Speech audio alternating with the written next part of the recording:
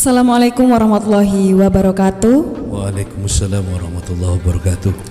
Alhamdulillahirrabbilalamin. Puji syukur kehadirat Allah subhanahu wa ta'ala, karena atas hidayah dan rahmatnya semua kita bertemu lagi penonton di rumah, khususnya Bapak Ibu Wali Murid dan anak-anakku SD Al Baitul Amin 02 Jember. Bertemu lagi di podcast SD Al Baitul Amin 02 Jember spesial Ramadan. Kali ini kita akan membahas tentang Idul Fitri. Sebelum itu, sudah hadir di tengah-tengah kita Ustadz Hizbullah Muhib selaku Kepala Sekolah SD Al Baitul Amin 02 Jember. Kita sapa dulu. Assalamualaikum warahmatullahi wabarakatuh, Ustadz. Waalaikumsalam warahmatullahi wabarakatuh, Bu Ocha dan pemirsa serta wali murid dan anak-anak semuanya. Bagaimana kabarnya? Sehat nggih? Alhamdulillah luar biasa, masih sehat Ustazah. Sehingga mudah-mudahan kita Idul Fitri ini menjadi orang-orang yang kembali kepada fitrah. Amin, amin ya rabbal alamin. Baik penonton di rumah, sekarang kita akan mulai membahas makna Idul Fitri itu sendiri. Iya. Baik Bu Ocha, terima kasih atas waktunya. Para pemirsa, wali murid, anak-anakku yang berbahagia, saya ucapkan Assalamualaikum warahmatullahi wabarakatuh. Waalaikumsalam warahmatullahi wabarakatuh. Rabbi srohli sodri wa yassir li amri wahlul 'uqdatam min lisani yafqahu qawli. Yang membantu. Tak terasa penantian kita selama 1 bulan penuh berpuasa, kita hadapkan pada kemenangan yang disebut dengan Hari Raya Idul Fitri. Mudah-mudahan Hari Raya Idul Fitri 1444 Hijriah ini kita semuanya tergolong puasa kita diterima oleh Allah, dan selama kita beribadah Ramadan senantiasa menjadi bagian yang mudah-mudahan juga diterima oleh Allah, dan kita mudah-mudahan meningkat kelasnya menjadi orang-orang yang muttaqin atau orang-orang yang bertakwa. Karena itu salah satu cita-cita kita bersama-sama Ustazah Ocha. Baik anak-anakku, wali murid yang berbahagia, di kesempatan akhir Ramadan itu biasanya salafus soleh itu menangis. Kenapa kok menangis salafus soleh ketika akhir-akhir Ramadan menjelang malam pergantian Hari Raya Idul Fitri? Karena dia merasakan nikmatnya Ramadan akan kehilangan atau akan meninggalkan Ramadan pada hari ini, dan beliau berharap mudah-mudahan dipertemukan kembali dalam Ramadan berikutnya. Makanya ketika salafus soleh di akhir Ramadan, dia berdoa kehadirat Allah Subhanahu Wa Taala, mudah-mudahan ini bukan Ramadan terakhir dan mudah-mudahan tetap dipertemukan pada Ramadan berikutnya. Karena memang menurut salafus soleh, Ramadan itu adalah bulan yang dimana Allah berikan nikmat-nikmat yang luar biasa kepada umat manusia, dan itu bukan umat Islam saja, tetapi seluruh umat manusia itu diberikan rahmat oleh Allah pada bulan-bulan Ramadan, dan itu tidak ada selain bulan Ramadan. Makanya ketika kita meninggalkan Ramadan tanpa penuh kebahagiaan, ya, tanpa penuh keimanan dan keyakinan, kita akan termasuk golongan orang-orang yang rugi. Maka dari itu ada sebuah ilustrasi yang menyampaikan kepada kita, kalau Ramadan hari ini kita tidak meningkat, dan Ramadan kita sama dengan Ramadan kemarin, termasuk kita orang-orang yang golongannya orang-orang yang rugi. Padahal kesempatan Ramadan ini harusnya kita manfaatkan sebaik-baiknya untuk meningkatkan ibadah kita, untuk mendekatkan diri kita kepada Allah, maupun untuk bekerja sama sosial kepada kemasyarakatan dan manusia. Ada beberapa hal sebelum nanti kita membahas tentang Idul Fitri, Ustazah Ocha, bahwa Ramadan itu kan Allah juluki banyak julukan. Ada Syahrul Rahmat, Syahrul Ibadah, Syahrul Quran, Syahrul Mubarakah, ya. Dan masih banyak nama-nama Ramadan yang Allah lekatkan di dalam Ramadan itu.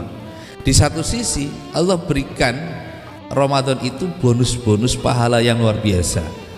Makanya ketika umat, ya, Islam terutama, ketika tidak memanfaatkan momentum Ramadan, ya termasuk golongan yang dikategorikan rugi. Karena apa?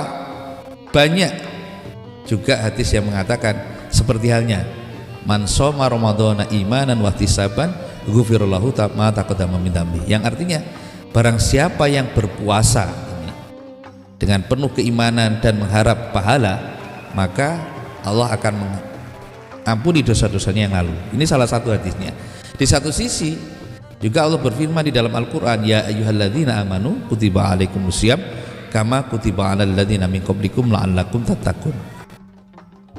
Hanya Ramadan ini salah satu bulan yang Allah berikan pahala-pahala yang luar biasa kepada umat manusia, terutama umat Islam.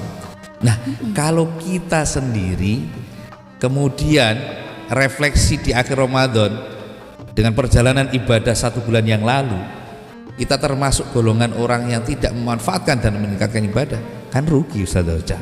Makanya momentum akhir Ramadan ini coba kita lihat apakah kita sudah mampu memaknai Ramadan secara baik. Kalau belum, nah mudah-mudahan kita berdoa seperti salafus soleh dipertemukan Ramadan berikutnya dan kita mau memanfaatkan Ramadan untuk meningkatkan sekali lagi ibadah, baik ibadah madha maupun ibadah ghairu madha. Nah, ternyata akhir Ramadan itu Allah berikan kenikmatan yang juga luar biasa yang disebut dengan Aidul Fitri. Idul Fitri itu kan hari raya, kembali fitri kan kembali kesucian. Mudah-mudahan dengan digemblengnya kita selama satu bulan penuh, akhirnya kita mudah-mudahan tergolong yang seperti bayi yang lahir, yaitu kembali kepada nilai-nilai fitrah, nilai-nilai suci lagi.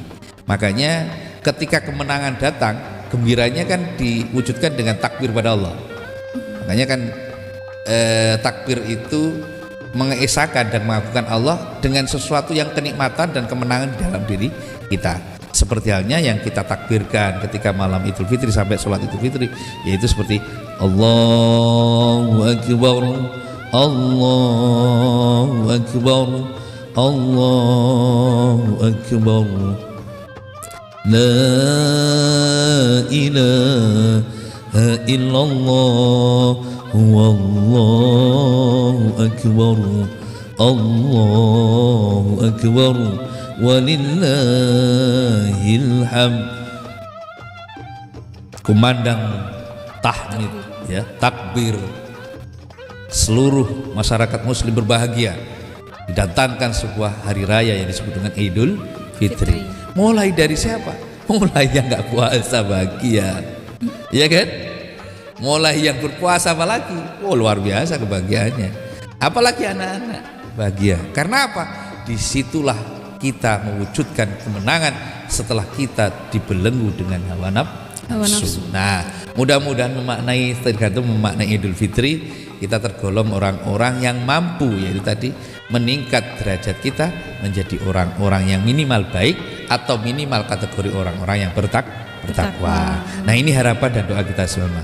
Makanya mudah-mudahan ibadah kita selama bulan Ramadan, baik itu sholat taraweh, sholat 5 waktu, puasa kita, termasuk juga ibadah-ibadah lain, mungkin ibadah sosial, zakat kita, membantu fuqara masakin ataupun yang punya harta lebih membantu hartanya, senantiasa menjadi ladang pahala dan dibonuskan menjadi pahala-pahala yang berlimpah, dan mudah-mudahan terhapus dosa-dosanya kita, kembali kepada yang disebut dengan fitrah atau kembali kepada suci, dan mudah-mudahan kita termasuk golongan yang insya Allah dibahagiakan di dunia hatta akhirat dan dimasukkan ke surganya Allah. Ini kan harapan bersama-sama kita.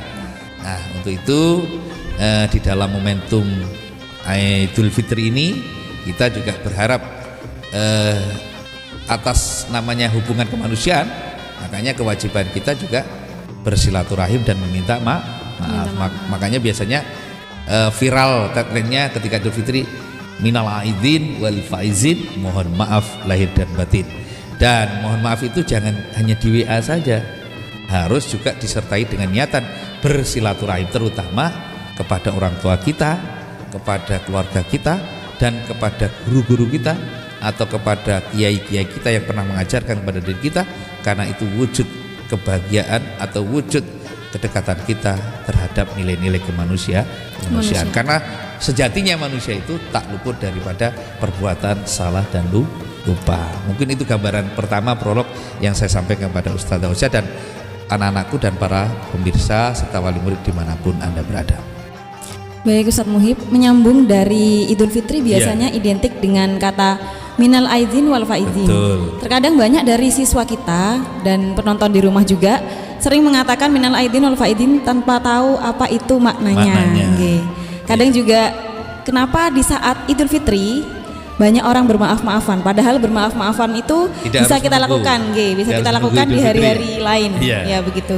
Ya, menarik Ustazah Ocha, memang apa yang tadi disampaikan oleh Ustazah Ocha dan anak-anakku dan para wali murid serta pemirsa dimanapun Anda berada, terkait dengan memang kata-kata mohon maaf lahir batin itu semestinya tidak harus menunggu kata-kata atau hari raya Idul Fitri. Karena kata-kata mohon maaf itu harusnya disampaikan ketika kita berbuat salah kepada siapapun, baik itu kepada makhluk Allah selain manusia juga sampaikan. Karena di satu sisi memang kata maaf itu sederhana, tetapi kadang juga membuat diri kita sulit untuk mengatakannya. Hanya ketika mohon maaf itu yang paling mudah dikatakan ketika waktu menjelang lebaran atau waktu lebaran, itu paling mudah. Tapi makna sesungguhnya sebetulnya kata mohon maaf itu yang lebih baik adalah disampaikan pada waktu, yaitu tadi ketika kita berbuat salah kepada siapapun, ucapan yang paling indah adalah ucapan memohon maaf. Dan orang yang paling baik adalah orang yang selalu memberi maaf. Itu yang paling baik.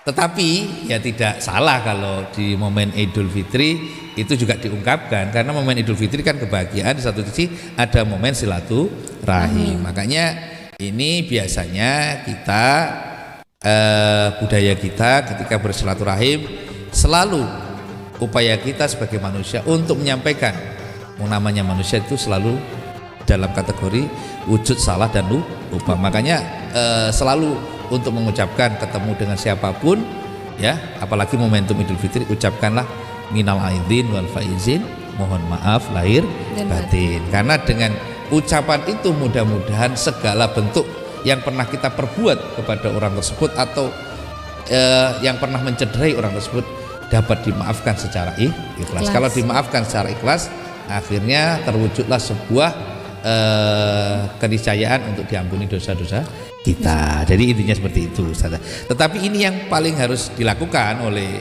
anak-anak dan maupun kita sebagai guru maupun orang tua di rumah atau wali murid. Yang pertama, untuk kata maaf, untuk kata silaturahim yang harus kita utamakan ketika orang tua masih ada, orang tua. Karena di situ kita yang selalu interaktif, yang selalu ketemu. Walaupun kadang kita nggak buat salah kepada mereka, tetapi bisa saja menurut kita itu tidak membuat salah kepada mereka, tetapi ungkapan kita bisa mencederai mereka. Misal ini Ustazah Ocha ataupun anak-anak disuruh misalkan sama orang tua, nak beli misalkan disuruh beli yang dapur itu nak belikan gula, kita nggak sengaja menjawab ya sebagai anak, bu kok saya terus, kan masih ada kakak. Secara ucapan orang tua nggak marah, tetapi secara sebetulnya komunikasi antara anak sama orang tua itu tidak baik, dan itu juga dianggap sudah salah. Maka dari itu ya kita kadang sering sebagai anak nggak merasakan itu, tetapi kewajiban anak selalu untuk memohon maaf kepada orang tua, karena ridhollah fi ridhol walidain wa syukrullah fi syuktil walidain. Ridhonya Allah terdapat pada orang tua dan murkanya Allah juga terdapat pada kedua orang tua. Setelah orang tua siapa? Setelah orang tua kita, keluarga kita yang paling dekat, kakak kita, adik kita, atau mungkin tetangga kita, ini yang paling dekat. Itu kewajiban. Biasanya kan kalau budaya kita 40 rumah ke samping, 45 ke depan rumah, 45 ke belakang rumah, ke samping juga kanan kiri. Nah, itu kebiasaan kita. Loh, kalau di kota kan enggak kenal. Nah, ini sebetulnya kenal enggak kenal itu kalau bisa membudayakan untuk bersilaturahim. Enggak kenal, siapa tahu mungkin di hati kita terbersit, kemarin tetangga saya itu yang sebelah sana beli TV. Akhirnya timbullah sebuah keirian, dan keirian itu kan juga salah. Ucapan yang bisa melebur kesalahan adalah dengan ucapan saling minta maaf dan ketemu dan bersalaman. Kalau hanya cuma di WA nggak ketemu, masih belum sempurna. Yang sempurna itu harus bersilaturahim, minta maaf. Insya Allah dengan bersilaturahim minta maaf itu kan ada imbal balik. Misalkan kalau saya minta maaf Pak Bocah kan menjawab, ya sudah saya maafkan. Nah kalau seperti itu kan gambarannya sudah saling legowo, sudah saling ikhlas. Beda dengan WA, saya mohon maaf Bocah, saya punya utang kepada Bocah, diikhlaskan ya. Walaupun hatinya mungkin Bocah, ya saya ikhlaskan, tapi belum tentu nih hatinya ikhlas, kan gitu kan. Nah itu perbedaannya di dalam proses-proses basyar ya, atau dengan kemanusiaan ya. Kewajiban kita tetap bersilaturahim dan minta maaf. Dan ini kita di Idul Fitri ini mohon untuk bersilaturahim dibudayakan ya, terutama juga tadi yang saya sebutkan orang tua, tetangga kita atau saudara kita. Kemudian yang ketiga, guru-guru kita. Ini biasanya anak-anak terbalik, ke guru-guru malah enggak. Ya biasanya gitu. Iya, kalau dulu zaman Pak Muhib, dulu masih sekolah, saya utamakan itu. Setelah saya orang tua, tetangga, saudara, guru saya catat mana yang terdekat, saya silaturahimi. Karena apa?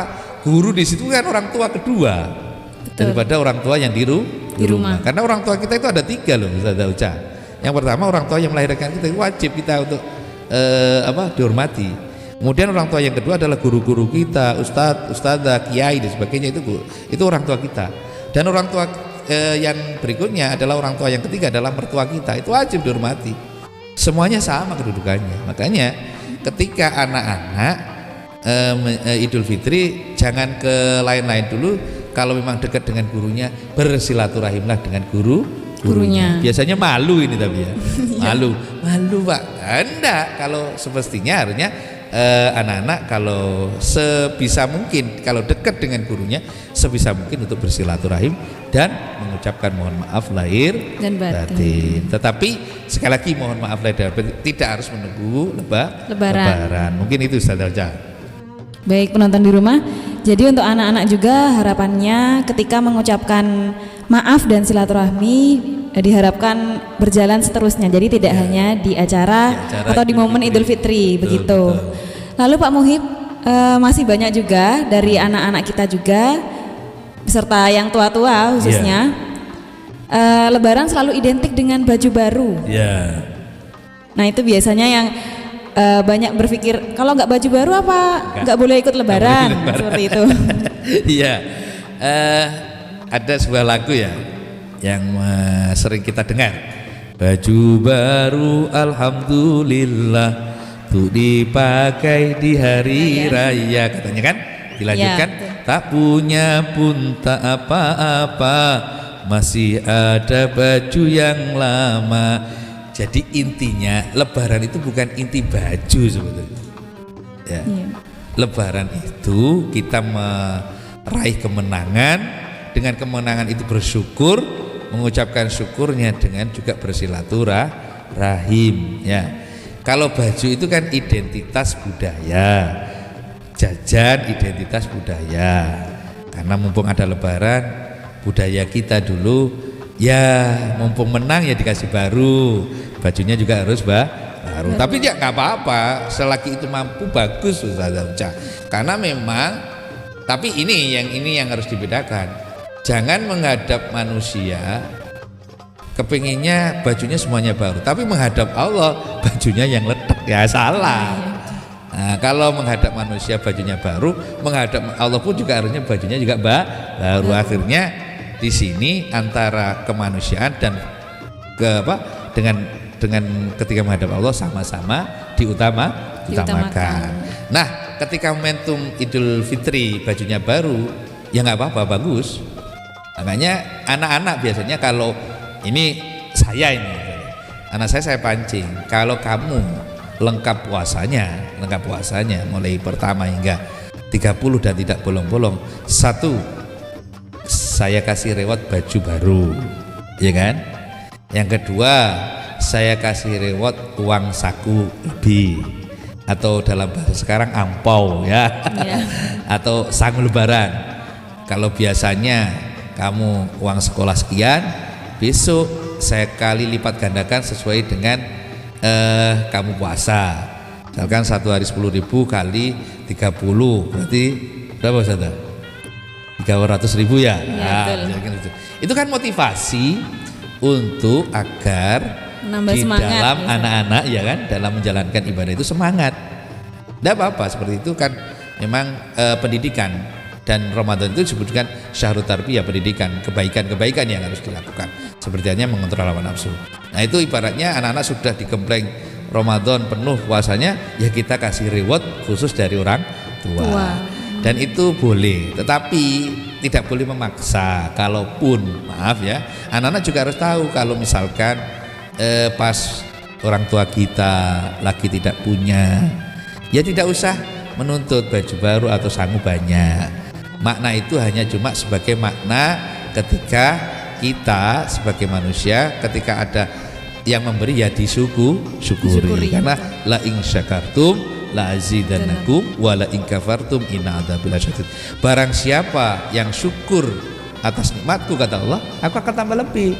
Misalkan ya hari ini kok nggak dibelikan baju ya, nah, khusnudzon siapa?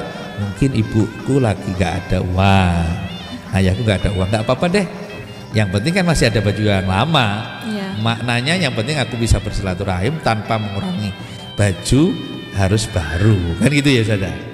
Nah nanti kalau ada misalkan dapat angpo aku kumpulin dapat buat beli baju baru juga nggak apa-apa kan gitu ya. Nah itu yang harus dimaknai. Tapi sekali lagi identitas baju baru di dalam tradisi Idul Fitri itu bagus, tetapi tidak harus sesuai dengan tadi yang kita nyanyikan. Ya baju baru alhamdulillah tuh dipakai di hari raya. Tak punya pun tak apa-apa. Sekali lagi masih ada baju yang lama. Nah itu saja. Ya. Itu tadi ya penonton di rumah, khususnya anak-anak SD Al Baitul Amin 02 Jember. Jadi meskipun tidak memakai baju baru itu tidak jadi masalah, gitu ya. Yang penting hatinya kita sudah menjadi fitrah kembali setelah melaksanakan ibadah Ramadan, itu sudah sangat harus disyukuri. Iya betul saudara. Nah ini saudara Uca, ini kan kita juga momentum Lebaran ini ya. Kami atas nama kelembagaan SD Al Baitul Amin 02, mulai dari diri kami selaku kepala sekolah dan guru-guru dan karyawan, tentunya dalam proses pembelajaran atau pendidikan selama setahun pasti ada kesalahan atau sesuatu yang tidak baik, atau mungkin ada ketidaksengajaan yang kami ucapkan, baik itu perkataan, perbuatan, lahir wal batin. Kami juga atas nama perwakilan guru dan karyawan SD Al Baitul Amin 2 menghaturkan mohon maaf lahir batin kepada wali murid, kepada anak-anakku kami ucapkan selamat minal aidin wal faizin, mohon maaf lahir batin juga.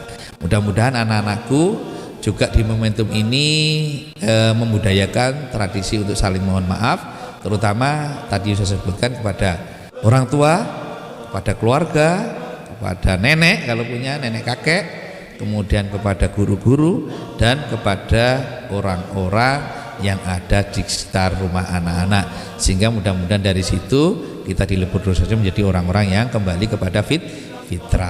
Dan kita berdoa yang pertama, mudah-mudahan anak-anakku kita pesan ibadah selama Ramadan yang kita laksanakan. Kalau tarawih itu hanya cuma ada Ramadan, Ustaz Ca. Kalau puasa juga hanya adanya di bulan Ramadan. Tetapi budaya sholat sunnahnya bisa kita budayakan. Misalkan budaya sholat sunnah qobliyah ba'diyah ya, di sholat 5 waktu itu dibudayakan, itu juga hampir sama, malah lebih besar pahalanya daripada taraweh.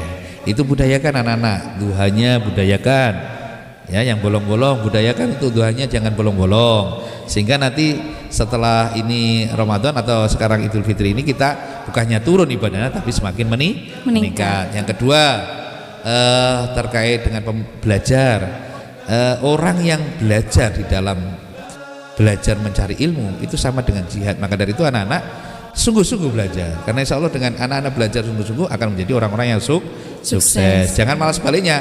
Kalau sekarang kemarin Ramadan sungguh-sungguh, sekarang setelah Ramadan tidak sungguh-sungguh, malah itu termasuk golongan orang-orang yang rugi. Semangat lagi belajarnya. Sekali lagi yang ketiga, mohon maaf, yang biasanya berkata tidak baik ya. Kemarin Ramadan kan kita rem.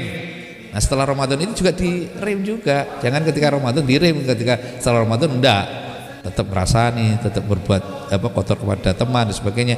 Nah kita ingatkan pada diri saya, guru-guru dan anak-anak dan orang tua, mari kita berkata yang baik, berakhlak yang baik. Karena hidup manusia sejatinya tidak bisa sendiri, karena kemanusiaan yang ada di dalam diri kita membutuhkan kehadiran orang lain. Makanya Ramadan ketika dikategorikan berhasil, ketika setelah Ramadan ibadahnya bukan semakin turun, malah semakin meningkat. Misalkan puasanya, kalau memang kemarin sudah puasa Ramadan selesai, mungkin puasa Senin Kemisnya kan itu.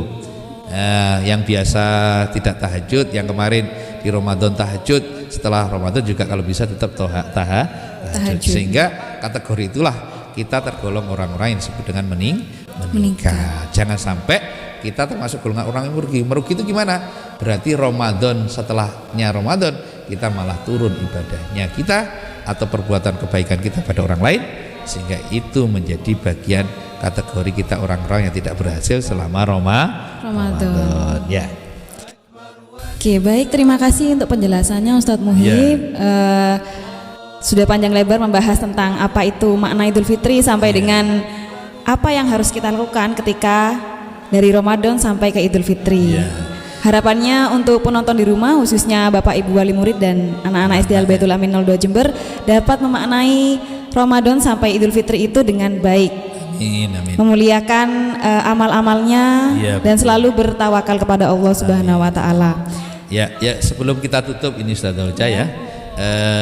Sekali lagi kita dengan kebahagiaan dan kemenangan ini tentunya kita merasa bahagia dengan kemenangan hari ini, yaitu datangnya Idul Fitri, tentunya dengan mengucapkan takbir, yaitu Allahu Akbar, Allahu Akbar, Allahu Akbar, walillahil hamd.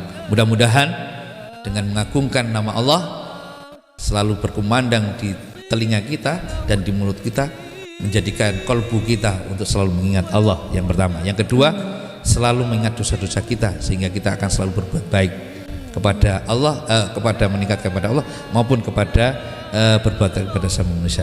Yang terakhir, mudah-mudahan kita semakin memahami hubungan kemanusiaan, sehingga kita tidak mau untuk selalu mencederai orang lain dan berbuat baik pada orang lain. Maka dari itu, atas nama SD Al-Baitul Amin 02 Jember, kita guru-guru mengucapkan minal aidin wal faizin, mohon maaf lahir dan batin. Mudah-mudahan barokah dan bermanfaat.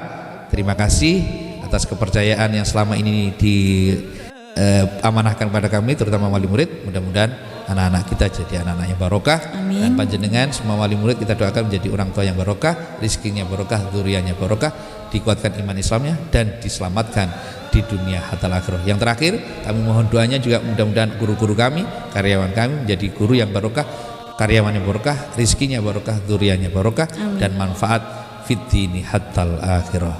Amin. Baik penonton di rumah, terima kasih banyak atas waktunya. Harapannya semoga kita bertemu dengan bulan Ramadan selanjutnya. Amin. Terima kasih juga kepada Ustadz Muhib atas waktunya. Saya akhiri apabila ada salah kata dan perbuatan, mohon dimaafkan. Wassalamualaikum warahmatullahi wabarakatuh.